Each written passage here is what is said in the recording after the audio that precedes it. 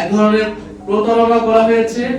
সংবিধান সংস্কার পরিষদের সদস্য হিসেবে সরকারি দল তারা শপথ গ্রহণ না করে, যেখানে নির্বাচনের সাথে গণভোট একটি অঙ্গাঙ্গী বিষয় ছিল এবং গণভোট হয়েছে জুলাই সনদ বাস্তবায়ন আদেশ অনুসারে, যে আদেশে খুব স্পষ্টভাবে বলা হয়েছে যে শপথ গ্রহণ সংসদ সদস্য এবং সংবিধান সংস্কার পরিষদ সদস্য হিসেবে একই দিনে শপথ অনুষ্ঠিত হবে এবং একই ব্যক্তি শপথ পড়াবেন, এবং যারা সংসদ সদস্য হিসেবে নির্বাচিত হবে তাদের সমন্বয়ে সংবিধান সংস্কার পরিষদ নামে একটি পরিষদ গঠিত হবে, যারা মূলত এই জুলাই সনদ এবং গণভোটে যে সংস্কার প্রস্তাবনাগুলো ছিল সেগুলো বাস্তবায়ন করবে, সেগুলো সংবিধানের সমন্বয় করবে।